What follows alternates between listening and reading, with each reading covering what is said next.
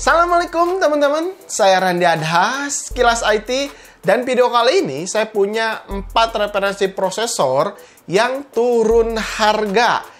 Yang ya memang sih masih bisa diandalkan di 2020, apalagi nilai upgradable-nya tuh cukup baik gitu.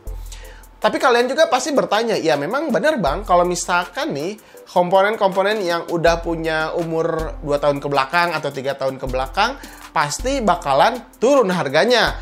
Ya memang benar sekali gitu kan, mereka harganya pasti turun, ya supaya bisa tetap bertahan di pasaran gitu, supaya tetap laku gitu. Nah, seperti itu. Jadi, di sini tuh saya punya 4 referensi prosesor, mungkin kalian juga bakalan punya referensi sendiri, karena komponen-komponen di komputer khususnya sangat banyak banget pilihan.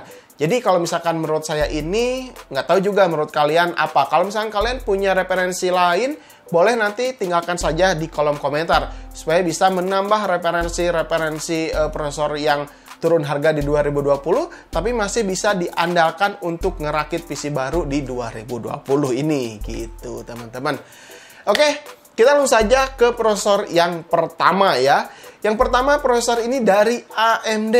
Nah, ini adalah Ryzen 5 2600. Si Ryzen 5 2600 ini tuh kemarin sempat naik daun ya.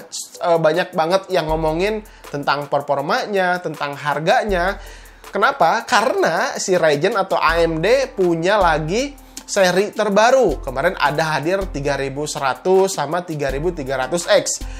Yang tentunya harganya tuh mirip banget dengan si Ryzen 5 2600 yang sudah turun harga. Sekarang masih banyak sekali dijual di pasaran. Awal rilisnya 2.999.000 dan sekarang kita bisa dapatkan dengan harga 1.750.000 saja. Penurunan yang drastis ya. Ryzen 5 2600 ini untuk saat ini menurut saya masih tangguh diandalkan untuk pemakaian gaming, streaming ataupun editing. Dengan mengandalkan 6 core 12 thread, arsitektur 12 nanometer, bus clock-nya up to 3,9 GHz dan masih bisa di overclock lagi. Di dalam pengujian game-game berat sudah tidak diragukan lagi. Libas untuk semua game resolusi 1080p settingan ultra. Kalau kalian bingung pilih PGA card yang pas, mungkin GTX 1660 Super, RTX 2060 atau RX 5600 XT bakalan menjadi tandem yang ideal untuk prosesor ini. Jadi kalau kalian lagi cari prosesor dengan budget di bawah 2 juta, Ryzen 5 2600 masih siap diandalkan untuk 5 tahun ke depan. Ya mungkin bisa lebih juga.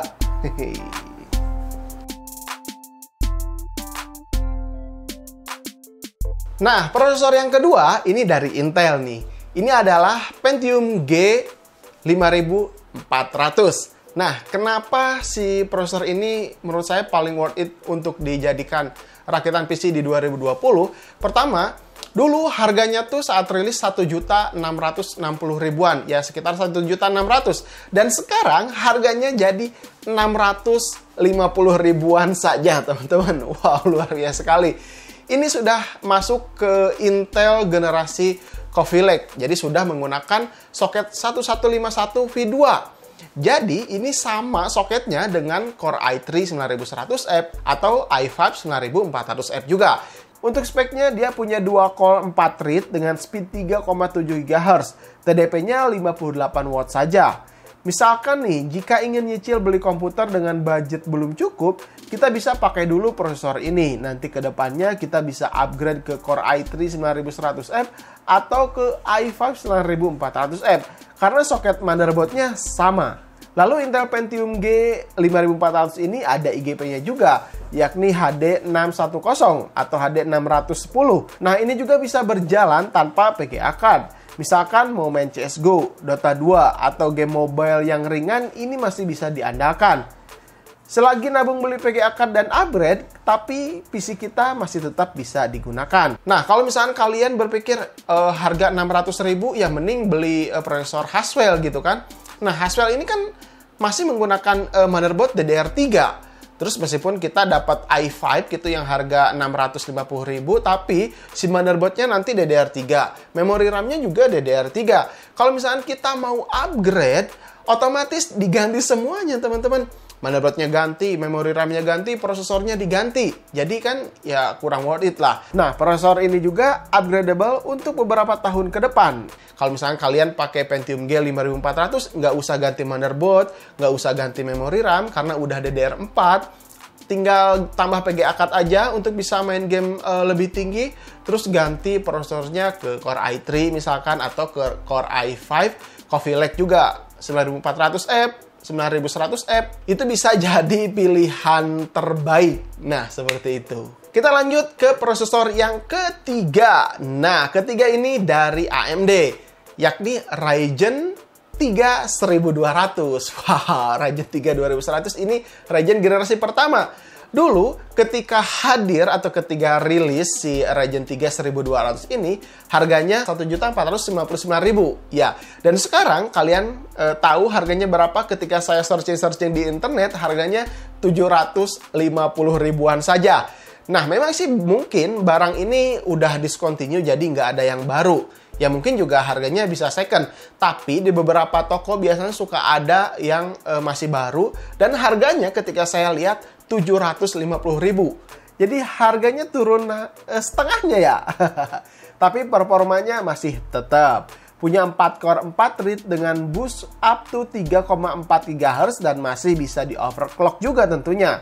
14 nanometer dan TDP-nya 65 watt. Soket motherboardnya juga udah soket AM4, jadi nggak masalah untuk upgradable ke depannya. Ryzen 3 1200 bisa ditanamkan dengan PGA card misalkan RX 560, RX 570, GTX 1050 Ti, atau GTX 1060 yang 3 GB.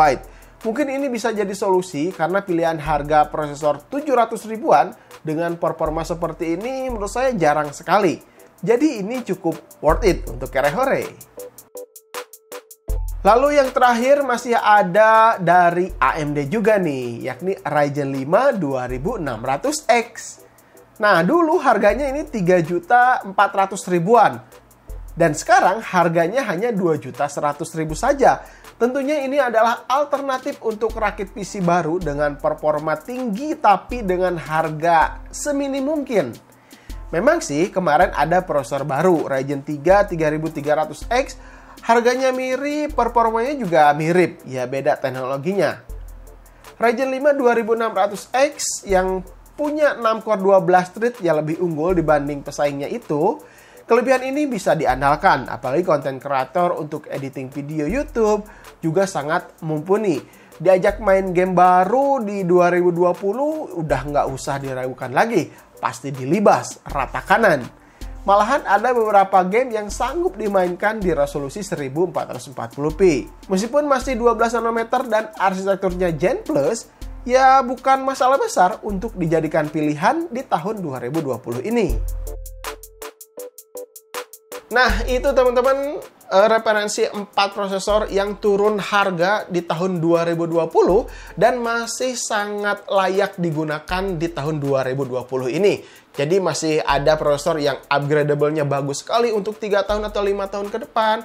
Terus ada yang punya tenaga atau performa yang cukup baik untuk melibas game-game di 2020, untuk dipakai ngedit video, untuk kalian seorang content creator mungkin, atau untuk dipakai live streaming, udah sangat mumpuni sekali. Jadi 4 prosesor ini menurut saya yang harganya turun drastis, tapi performanya masih bisa diandalkan di 2020. Nah, jadi bagaimana menurut kalian? Apakah 4 prosesor ini sama dengan referensi kalian? Kalau enggak, kalian boleh tinggalkan referensi kalian di kolom komentar. Yes, seperti itu aja teman-teman. Mudah-mudahan video ini bisa bermanfaat untuk kalian. Sampai ketemu di video berikutnya. Saya Randy Adhas, Kilas IT. Assalamualaikum warahmatullahi wabarakatuh. Salam teknologi.